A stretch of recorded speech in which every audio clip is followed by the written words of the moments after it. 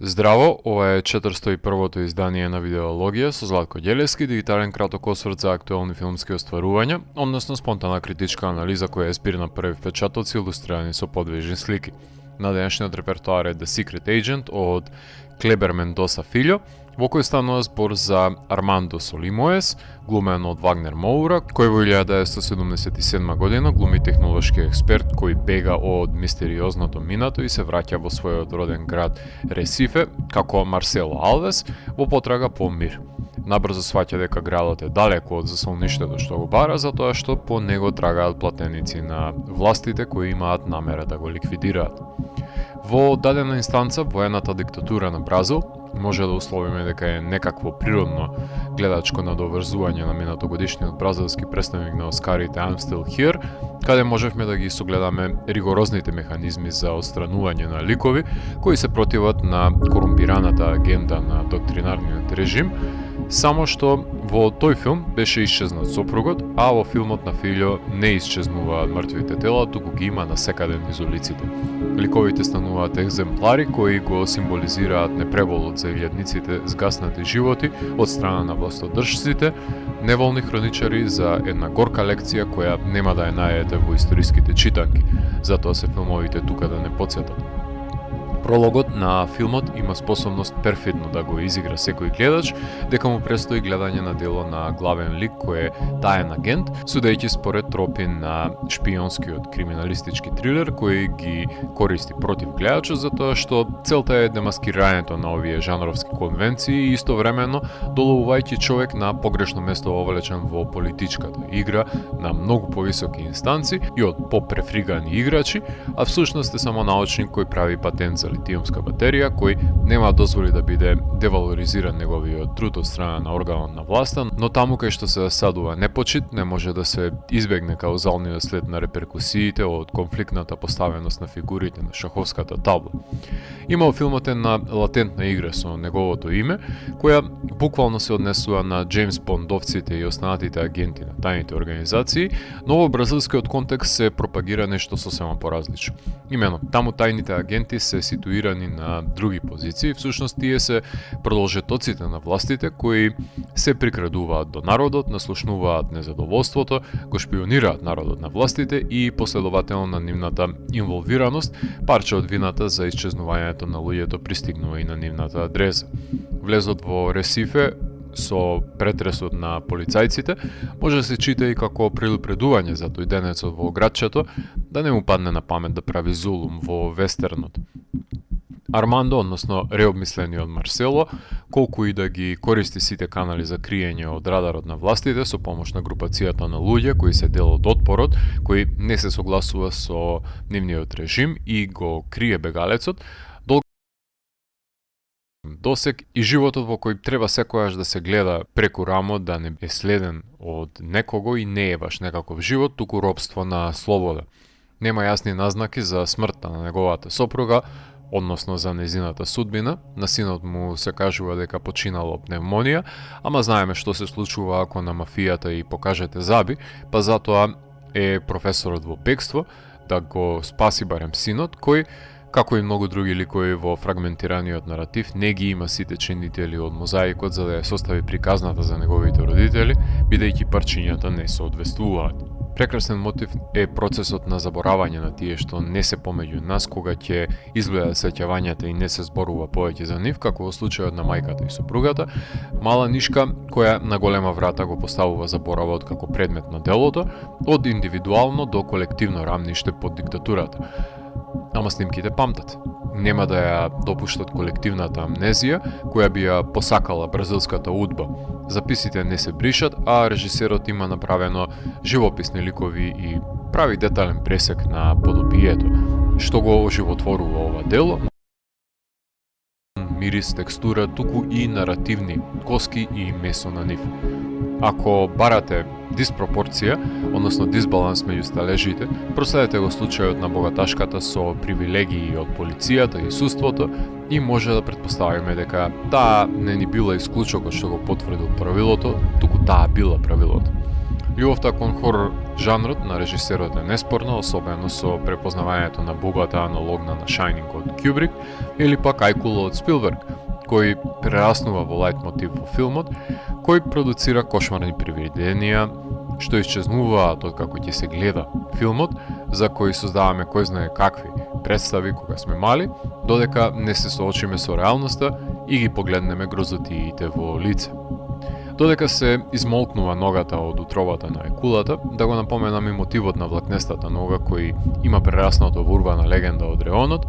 кој режисерот ја искористи во своите фантазмагорични визии во делото, какви ги има во рамки на жанровската обланда, но исто така не се отклонува од давањето на коментарот дека локалната славна киносала повторно живот значи, но денес се пренаменува во болница, каде се дарува крв, ако веќе во минатото филмовите ги спасуваа гледачите и лечеле нивните скршени духови.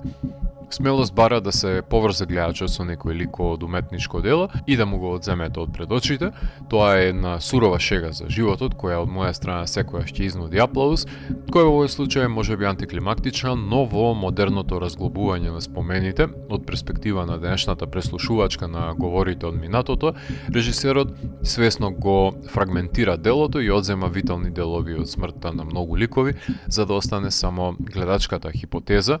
празен ред, кој би го пополнил со својата бујна имагинација гледачот, сведокот, восприемачот на дидактиката. Нераскинлива е врската со бразилското културолошко милје од првите кадри на филмот, посветени на бразилските артисти и интелектуалци, кои функционираат како пат назад во времето на богатото културно наследство, пред да се запознаеме со носителот на действието на творбата, кој во неколку итерации одлично глуми Вагнер Моура, кој презема 3 лика под својата капа и ги глуми со јасна дистинкција, а останатиот дел од екипата се доволно впечатливи за да бидат нужна потпора во неговото бегство и секако дека мора да го евидентираме и едно од последните појавувања на екран на великанот Удо Кир, за кого властите фантазираат дека е нацистички војник, а тој е евреин кој има спомени на телото, односно сувенири од војната. Мислам дека нема да биде на одмет ако филмот го ставиме во друштво на исклучителни политички трилери од 60-тите и 70-тите, како што се The Manchurian Candidate, Marathon Man, The Parallax View, The Conversation, 3 Days of the Condor, The Passenger, The Day of the Chacal, па и подоцнежните Blowout, JFK или аргентинскиот Рохо. И Маурисио се мачи со повиците на говорниците како ликот на Ди Каприо во новиот филм на Пити Андерсон, ама барем подобро се снаоѓа во кодираниот јазик и шифрите од него. Композиторите на филмовите на Филјо се доследните Матеус Алвеш и Томаш Алвеш Соуса, кои создаваат винјети на пијано, цајзер и дувачки инструменти во кои се провлекува една меланхолична нишка за постепеното бришење на спомените кои стануваат недофатливи. Секако дека треба да има и звучно наговестување за доближувањето на натрапниците со убиствена жет пред гудачката свита. Своето место во саундтракот си го наоѓаат и Дона Самер, Чикаго, но и Енио Мориконе. Исто така проверена екипа работи во монтажата, Едуардо Серано и Матеуш Фаријас, која колку и да ја пофалам за задржување на вниманието, застранувањето со шпионските крими неонуар тропи,